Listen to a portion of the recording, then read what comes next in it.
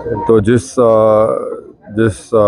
महाशय को भारत रत्न से नरेंद्र मोदी नवाज रहे हैं, तो उनका रिकॉर्ड ये है कि जहां कहीं भी वो अपनी रथ यात्रा लेकर गए,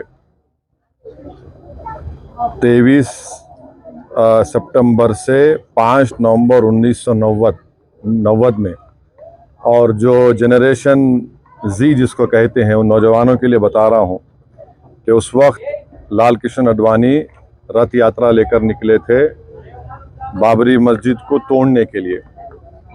तो ये रथ यात्रा गई 23 सितंबर से 5 नवंबर 1990 तक।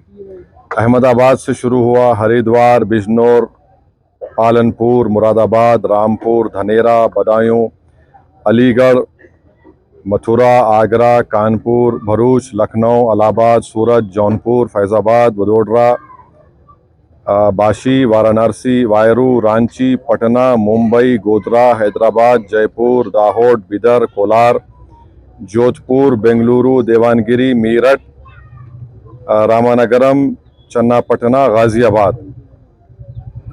तो उसमें जहां कहीं भी ये इनकी रथ यात्रा गई, बेंगलुरु, कोलार, चन्नापटना में 30 लोगों की मौत हुई फसादात में, देवानगिरी में 1, रामनगरम में 2 नवंबर को 2 लोगों की मौत हुई, बिदर में 7 लोगों की मौत हुई अक्टूबर 5, हैदराबाद में उस वक्त बदतरीन फसाद हुआ हिंदू मुसलमानों का, 30 लोगों की मौत हुई। फिर भारूच में गुजरात में 1 शख्स की मौत हुई 2 नवंबर को। सोमनाथ में से शुरू किए थे ये।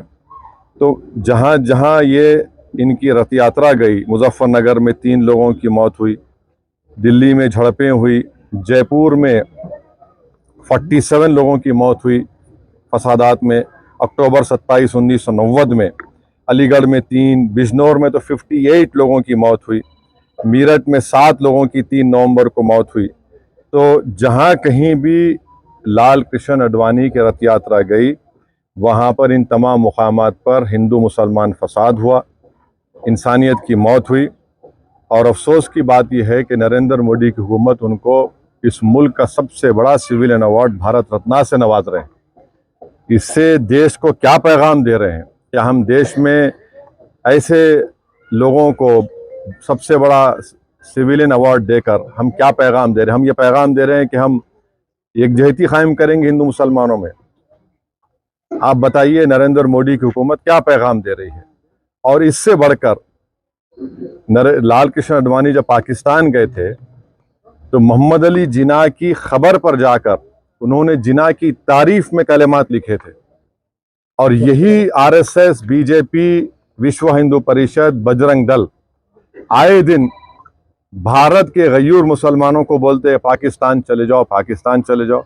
अरे कम से कम तुम अवार्ड देने से पहले ये तो देख लेते कि ठीक है, इतने लोग मरे, तुम भूल गए, इतने लोगों की मौतें हुई, बच्चे यतीम हुए, हमारी बहनें चाहे हिंदू हो मुसलमान हो बेवा हो गई, कई घर उजड़ गए। जो शख्स पाकिस्तान जाकर मोहम्मद अली जिन्ना जो इस मुल्क की पार्टीशन का जिम्मेदार है, आप उसकी तारीफ में कलेमात लिखता है।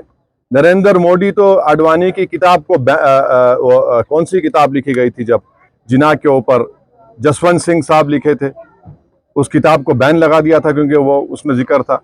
आप ऐसे आदमी को अवार्ड दे रहे हैं जो जिन्ना की तारीफ किया। तो इससे आपका ये सो कॉल्ड नेशनलिज्म दिखता है। हम जो अवार्ड दिया गया है, हम समझते हैं कि ये हमारे अवार्ड की तौहीन है।